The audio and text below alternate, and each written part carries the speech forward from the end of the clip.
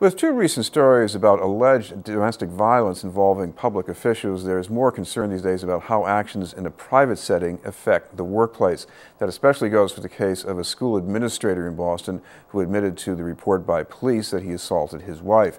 The case raises questions about the public's right to be protected and to know, but also about individual rights of privacy. Our guest also deals with these questions in her work for the Domestic Violence Shelter Program at Renewal House. We'd like to welcome the director of Renewal House, Susan Chorley. Thank you very much for being with us, Susan. Thank you. Start with the people who are being victimized, because they say you have somebody who, let's say, is victimized in the home, but in the workplace maybe nobody knows about this, no one's saying anything. So is that relevant to the victim?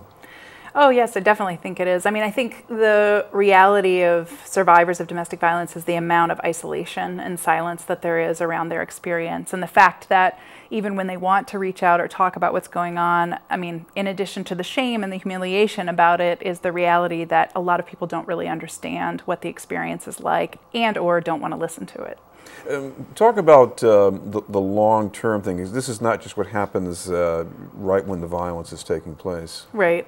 Yeah, domestic violence, I mean, it can take on a lot of different realities, and I think these two incidents that are coming up are specifically around physical violence. But we all know, or I hope that we all know, that domestic violence is really about power and control. It's not really about, I mean, obviously physical violence is a reality, but the emotional control, the mental control, psychological games that people play, the manipulation, the following, tracking, stalking, all of those are a reality of domestic violence as well.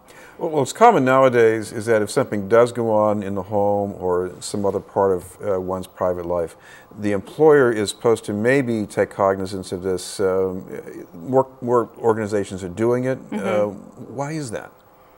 Well, I think that more employers are realizing, not just from the people that are being abused, but the realities of what it is to work with an abuser. So I think that a lot of, victims are bringing to the workplace, unfortunately, their experience of domestic violence. And so employers are seeing that reality from the victim's point of view, and then also recognizing that they need to address the reality from the abuser's point of view as well. We even before the recent story about the school official in Boston, we had stories about people on the T, domestic violence in their private lives. Now, if I'm running the T, why should I be concerned, let's say, that a bus driver might be an abuser? Yeah. Well, I think that the reality of power and control that happens in an intimate relationship is different than in a relationship with someone that you might be getting on and off the bus with. However, I think, thinking about how we as a public look at this reality, thinking about domestic violence as a public health issue and not just a private issue that's happening in the homes of people, is thinking about how does it impact all of us, and how do we not just shame the person that has abusive patterns and behaviors, but how is it that we address that and work with that person to try to see if they're willing to work on those patterns within the workplace, within their home setting, because I think that a lot of people are willing to if it's done in an appropriate and helpful way. Well, some of the hindsight we're getting now about what maybe should have happened with the school official in Boston is that he should have been suspended at least. And, well, once you suspend someone, what do you do? Right. Well, I think that clearly there needs to be some sort of a policy that they're following, that everyone who goes through domestic violence knows, okay, this is what's going to happen. And I think not having something like that in place makes all the more reason why it's very hard to address this.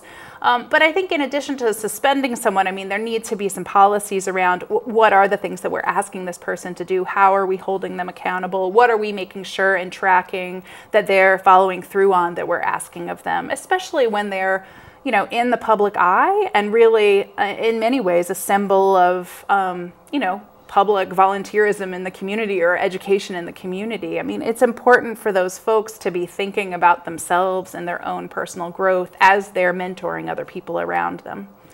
Of course, the other dilemma here is, in this case, we had the school official looking for another job. Superintendent gives a character reference, and I'm worried about being in that position myself. I mean, I can say something about what they've done in the workplace. I've maybe heard something about their personal life. How much of a duty is it for me to talk about that personal business?